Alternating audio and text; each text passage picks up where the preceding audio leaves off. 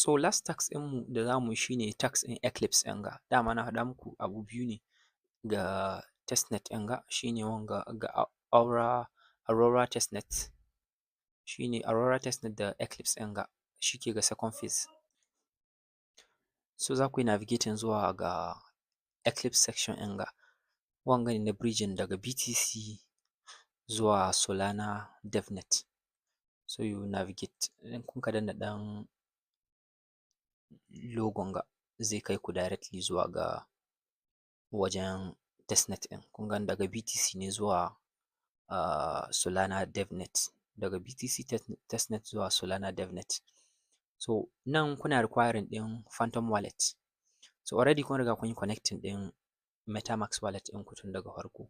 So next abin da kuke buƙata shine Solana. In order to download Solana ga waɗanda ba su da, in ta system ne kuna iya shiga wajen ɗan menu. Bari in jawo abin ƙasa mu gani. Yawwa. Kuna iya shiga nan wajen menu ɗin browser ku. Currently ina aiki da Brave browser, amma still duka sauran browser in menu ɗinsu ta hannun daman suke. So za ku je extension sai ku je web store.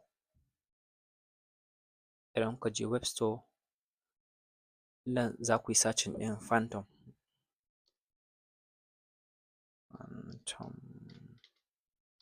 wallet.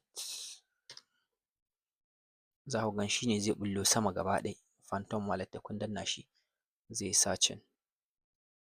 Sai ku yi adding ɗin shi da gehe.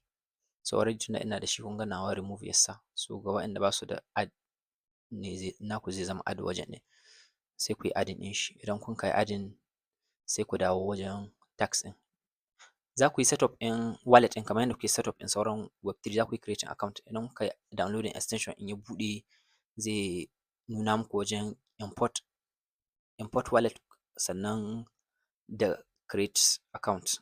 So za ku je wajen create ga waɗanda ba su da Solana account. Sai ku yi creating sabo, ku yi saving private key ɗinku inda kuke saving ɗin sauran private keys ɗinku. So ku tabbata kun rubuta Phantom, kar ku mance ku rubuta Phantom wallet. Sama ƙasa ku rubuta seed phrase ɗin don kar ku mance da kowane wallet ne. Kar ku yi ta saving wallet ko keys daban-daban ba tare da identifying wane key ne na wane wallet ba. Don idan kuka shigo space ɗin ga za ku yi ta samun keys da yawa na platforms daban-daban. So bayan kun zo kun yi connecting ɗin Phantom wallet ɗinku after creation, za ku zo nan already kun riga kun yi connecting ɗin X ko Twitter account ɗinku tun farko. So za ku zo nan wajen claim add chain. Sai ku danna add. Zai triggering ɗin Phantom wallet ɗinku, zai adding ɗin test devnet ɗin project ɗin devnet ɗin network ɗin ga Phantom wallet ɗinku.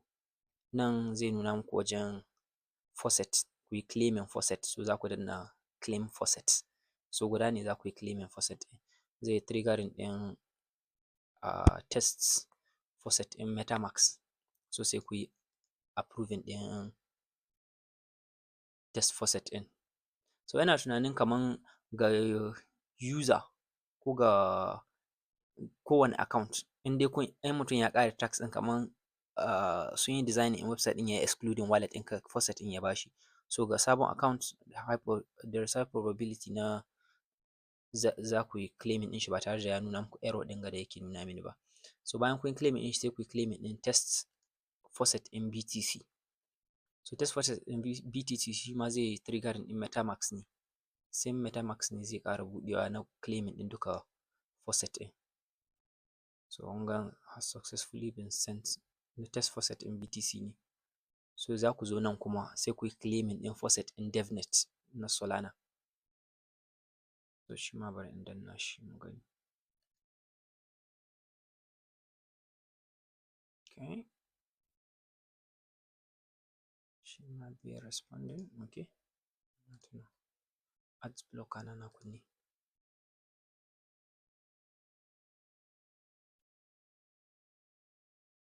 So shi ma za ku yi claiming. In kun danna na DevNet ɗin ga zai triggering ɗin Phantom wallet. Phantom wallet ɗinku zai pop up sai ku yi approving, zai migrating ɗin shi zuwa DevNet. Za a tura muku faucet ɗin ga DevNet ɗinku. Kuna danna DevNet ɗin kun receiving successfully sai ku zo nan bridge. Ga bridge da kun danna bridge zai yi bridging ɗin access ɗin daga MetaMask